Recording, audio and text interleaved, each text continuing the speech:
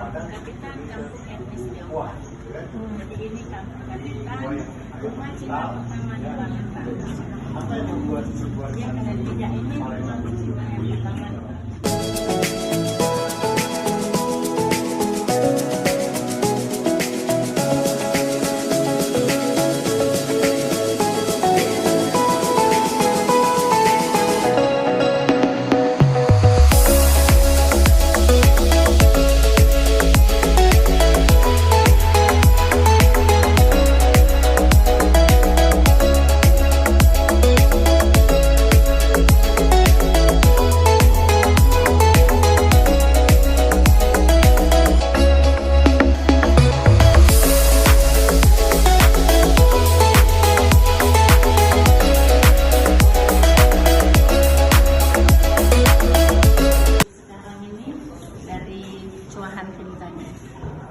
Ini yang ke-14. Ke-14 yang belakangnya. Yang tengah itu? 13 ya, sudah tinggal itu generasi ke-14. Sekarang ini kan masih hidup.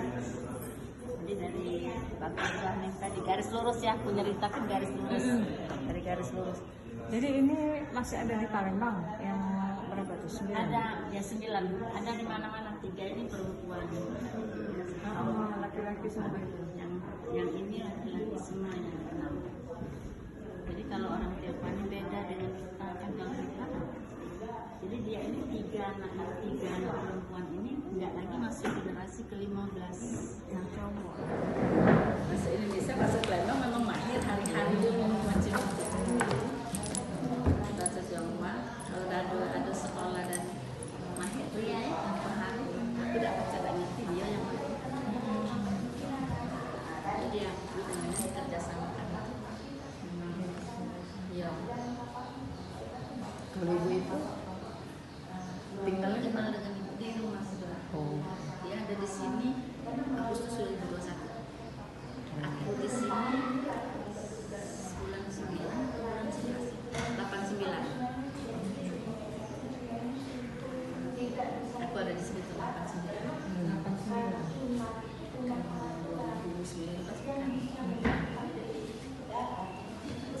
Kalau bapak ini yang lahir. tidak tinggal lagi di sini lah Pak ya? Karena ustaznya tidak mungkin ada di hari lebaran pertama.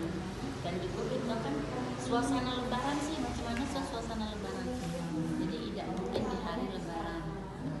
Jadi itu memang bukan sekarang, dari sekian ratus tahun yang lalu memang sedekah kampung itu wajib buat kampung Kapitan. Itu bulan depan. Kalau tahun kemarin Atau orang lebarannya? pas hari lebaran. Kalau hitungan dia kan bulan Tionghoa sama dengan bulan kita Islam. Bukan di bulan nasional, bukan Januari. Nah kalau yang 30 hari itu apa dia kegiatannya? Kalau kita kan Ramadan yang ada puasa. Kalau dia Dia ada juga puasanya, tapi dia puasa dari jam 6 pagi ke jam 6 sore. Ada tapi dalam hari-hari tertentu, bukan bulan-bulan itu, bukan dia bulan-bulan. Ya, aku tidak bisa jelasin karena aku tidak masuk ranah mereka kan. Karena itu kan keyakinan ya. Ini keyakinan aku tidak berani memasuki.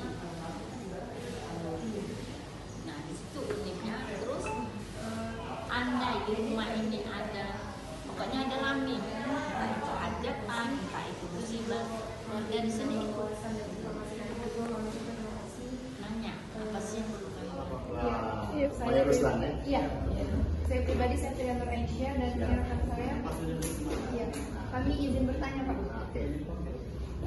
Bagaimana sih cara atau sistem pendudukan di sini mencari ilmu? Mencari ilmu. Iya, Sekolah. iya benar. Masyarakat yang sekarang masa lalu? Sekarang sama sekarang. Ya baik, kenalkan dulu saya Mas Ari Panji, sejarawan Kota Palembang. Sehari-hari saya di UIN Raden Patah Palembang, ya. UIN. Alumni saya dari UNSLI. Nah, kalau ngomong soal bagaimana masyarakat Palembang, terutama untuk masyarakat yang ada di daerah Tunjung ini, masyarakat seberang ini, itu mencari ilmu ya tentu dulu dengan bersekolah. Sekolah zaman dulu dengan sekolah zaman sekarang berbeda. Kalau zaman dulu sekolahnya terbatas hanya orang-orang tertentu gitu loh, ya. Dan yang bisa sekolah zaman dulu itu adalah mereka-mereka yang memang punya pertama derajat yang tinggi, artinya dia keturunan dari itu bangsawan, atau mereka anak pegawai-pegawai. Sementara masyarakat biasa ini tidak bisa sekolah. Nah kemudian dibangunlah sekolah rakyat. Sekolah rakyat itu sekolah untuk masyarakat, itu baru bisa sekolah. Kalau sekolah yang HIS, sekolah angka 1, sekolah angka 2, masalahnya rumah abu itu kan tempat penyimpanan abu, iya kan? Nah, ternyata setelah kita teliti lebih dalam, itu hanya simbolisnya saja. Ini kan ada papan nama-nama nih.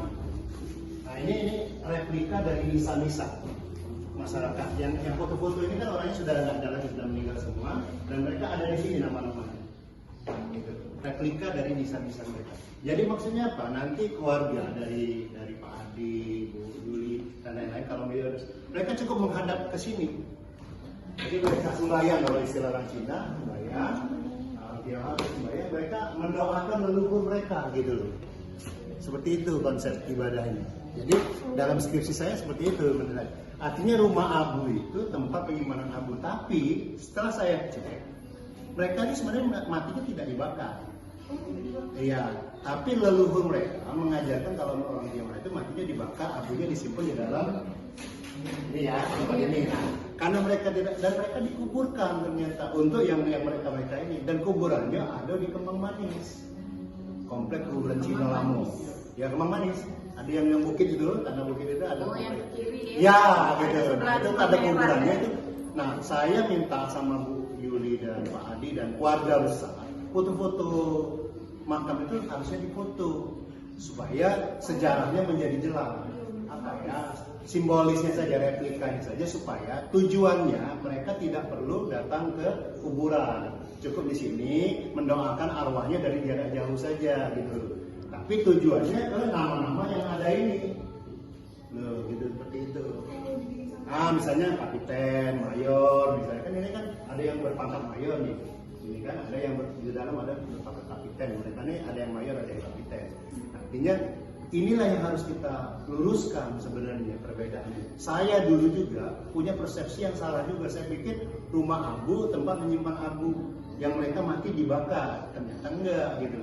Nah, untuk membuktikan ini saya minta kepada ahli waris ini harus difoto. Mana makam kapitannya, ini fotonya, ini mana bukunya difoto gitu loh.